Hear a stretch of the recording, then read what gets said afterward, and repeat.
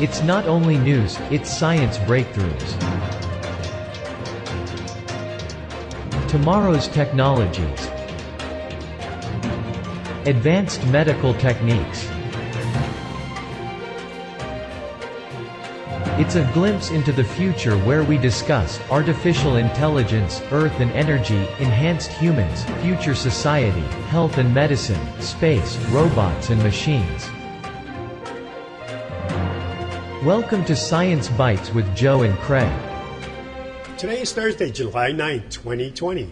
Mars is the fourth planet from the Sun.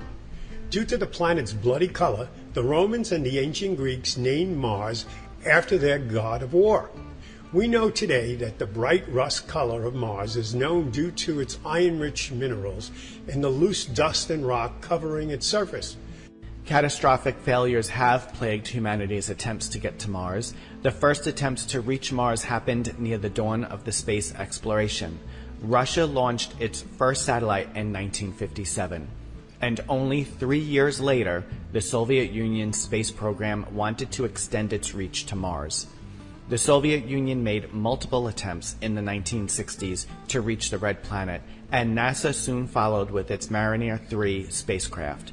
These first few missions failed to make it even close to Mars. On October 10th and October 14th in 1960, Russia launched two rockets intended to do a Mars flyby. Both spacecrafts were destroyed during the launch and failed to reach the Earth's orbit. They tried again on October 24th, 1962.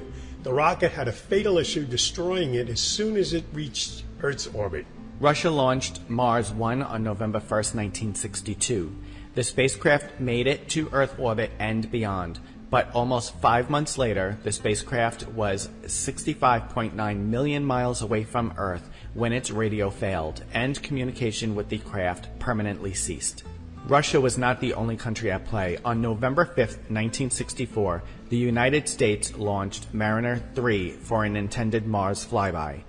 An hour after launch, there was a problem with the solar panels. Ground crews were unable to fix the issue before the spacecraft's batteries died and the mission failed. It would seem to me the gods of war did not want Mars subject to humanity's scrutiny, and they were doing everything in their power to wreak havoc on humanity's attempt to get there. Yeah, you're not kidding. That's a lot of failures. That's for sure. Not all was a loss, though. NASA Mariner 4 finally did it. The spacecraft launched on November 28, 1964, and was the first to fly by Mars on July 14, 1965. It sent back 21 photos of the red planet back to Earth. Yay! Yep. We did it after all those attempts. Several more attempts were made between 1969 and 1971, but most failed to reach their target. They were either destroyed during liftoff or in Earth orbit. The image of Mars changed with the arrival of NASA's Mariner 9 in 1971. Mariner 9 spent nearly a year orbiting the red planet and returned 7,329 photos. As the Soviet Union continued its Mars series of spacecraft, it gained partial success. Out of 4 spacecraft aimed for the red planet, only 1 orbiter and 1 lander briefly returned data in 1974. NASA's next success happened on September 12, 1997, with Mars Global Surveyor. The spacecraft mapped the red planet from a pole to pole, revealing many ancient signs of water. NASA continued with good fortune with an array of orbiters and rovers. Due to their successful missions, we have learned a great deal about Mars and its past. India became the latest nation to successfully arrive at Mars in 2014 when Mars Orbiter mission successfully arrived in orbit. The spacecraft is far enough from Mars to image the entire planet, and it has already transmitted many images back to Earth. For its part, the European Space Agency plans to return to Mars with 2 missions later this decade. The ExoMars program. The next step of ExoMars is the Rosalind Franklin rover and its companion lander, scheduled to leave Earth in 2020. Thanks to all those previous attempts to reach Mars, both failures and success stories help lend a hand to the better technology. More powerful computing and solar system mapping to make trips to Mars safer for our spacecrafts. All that wealth of information allows other nations to develop a Mars space agency like China. China aims to leap to the front ranks in planetary exploration with its ambitious Mars mission, its first independent bid to reach the planet.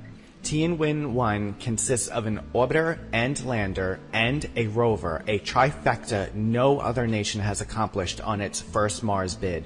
A successful landing would put China among elite spacefaring countries. Due to launch in July 2020, the mission, if successful, would mark a dramatic progress for China's space program. In recent years, it has fielded several lunar landers, but made only one attempt on Mars. A Mars landing is among the most challenging feats in spaceflight. Unlike the Moon, Mars has an atmosphere, which means landers need protection from heat generated during descent. But its air is too thin for a parachute alone to slow the lander. This requires the use of retro rockets as well. Of 18 lander or rover missions to Mars, only 10 have been successful.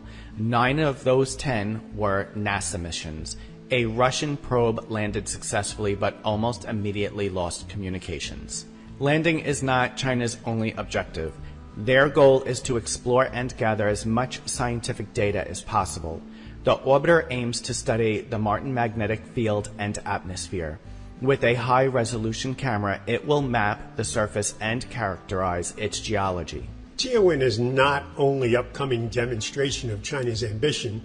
Later this year, China plans to launch its Chang'e mission, which would return the first moon rocks since the last Soviet Union's lunar mission in 1976. It will likely attempt a far side sample return mission after that. Can you believe the last mission we had for collecting rocks was in 1976? I know. I see the dates and I'm like, wow. Wow, that's a long time ago. Yeah, you're not kidding. The race to Mars may have started a long time ago, but it's a race that's escalating quickly. Multiple countries are striving to be the first to land a human on another world. It will happen in our lifetime. That is, if the gods of war allow it. I know. Sounds like Star Trek. Well, it's been such a rough time going there, hasn't it? Yeah. There's a lot of billions of dollars lost in failed attempts. Yeah. Just goes to show how hard it is to cross our solar system, Yes. just one planet away. Yep. Well, we're going to take a short break. And when we return, we will be discussing how ultrasound affects the brain. What makes a rainbow bend? Where does the universe end? To know the world from A to Z. Discover science and technology. Where is the dinosaur? What's on the ocean floor? To know the world from A to Z. Astronomy, biology, chemistry, zoology, science and technology. It's fun, you see. Why is the sun so warm?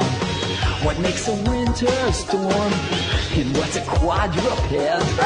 Why is the planet Mars red? You'll find there's lots to know, and exploring as you go, to know the world from A to Z. Discover science and technology. Astronomy, biology, chemistry, zoology, science and technology. It's fun, you'll see. A public service message from the National Science Foundation. Welcome back to the show. An ultrasound scan uses high-frequency sound waves to create images of the inside of the body. It is suitable for use during pregnancy. Ultrasound scans are safe because they use sound waves or echoes to make an image, instead of radiation. Doctors use ultrasound scans to evaluate fetal development, and they can detect problems in the liver, heart, kidney, or abdomen. They may also assist in performing certain types of biopsy. The image produced is called a sonogram. Ultrasound was first used in clinical purposes in 1956 in Glasgow. Obstetrician Ian Donald, along with engineer Tom Brown, developed a phototype system based on an instrument used to detect industrial flaws in ships. By the end of the 20th century, ultrasound imaging had become routine in maternity clinics throughout the developed world. The technology has undergone extensive development over the past 20 years. Neuroscientists have a newer ambition for the technology, tinkering with the brain. At frequencies lower than those of a sonogram, but still beyond the range of human hearing, ultrasound can penetrate the skull and boost or suppress brain activity.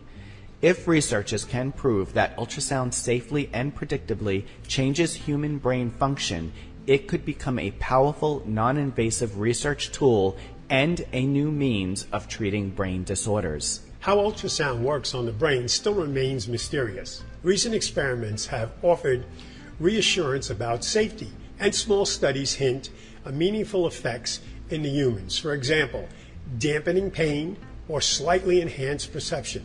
Scientists can already modulate the brain non-evasively by delivering electric current or magnetic pulses across the skull. The Food and Drug Administration has approved transcranial magnetic stimulation to treat depression, migraine pain, and obsessive-compulsive disorder.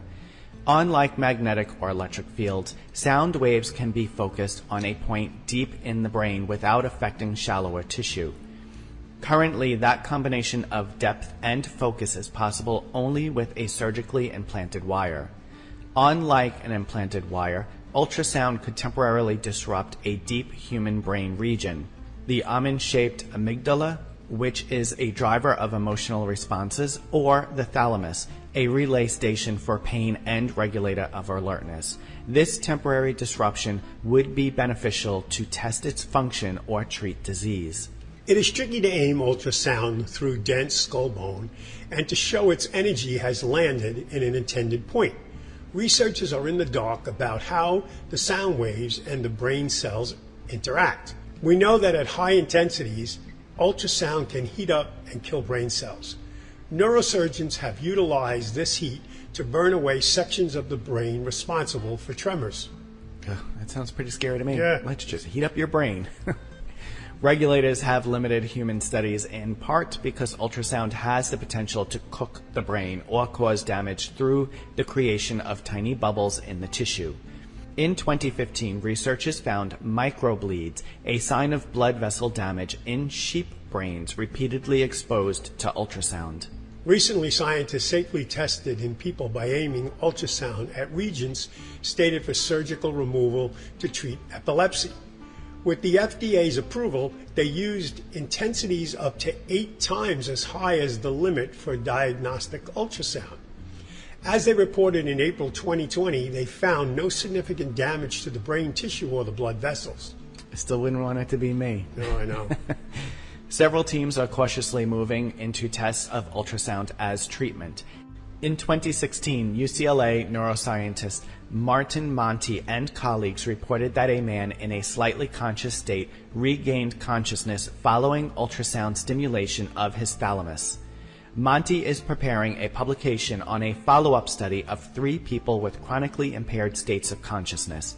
After an ultrasound, they showed increased responsiveness much faster than expected. Columbia University biomedical engineers hope to use ultrasound to treat Alzheimer's disease. Before COVID-19 interrupted participant recruitment, they were preparing a pilot study to inject tiny gas-filled bubbles into the bloodstream of 6 people with Alzheimer's and use pulses of ultrasound to oscillate the microbubbles in blood vessels lining the brain. The mechanical force of those vibrations can temporarily pull apart cells lining these vessels. The researchers hope opening this blood-brain barrier will help the brain clear toxic proteins, which create Alzheimer's disease. Ultrasounds holds promise to be a key factor in many future applications, especially helping those with brain trauma and brain disease. It's really fascinating science. I mean, the frying the brain part's like a little scary, but I think it has tons of benefits for future techniques. It's just the beginning. It's at its pilot state, but I think it's going to be really good. We'll follow this one. Yep. Well, we're going to take a break, and when we return, we will have a quick bite for you about a drug to make people and dogs live longer. Ignition sequence start. All engines are running. We have taken tremendous steps. We choose to go to the moon before this decade is out. We are the pioneers, the star sailors, the thinkers, the visionaries, the doers. And because we stand on the shoulders of giants to go farther than humanity has ever been, we will add our names to the rolls of the greatest adventurers in history. Every day, every mission, we advance this calling. We are NASA. And after 60 years, we're just getting started.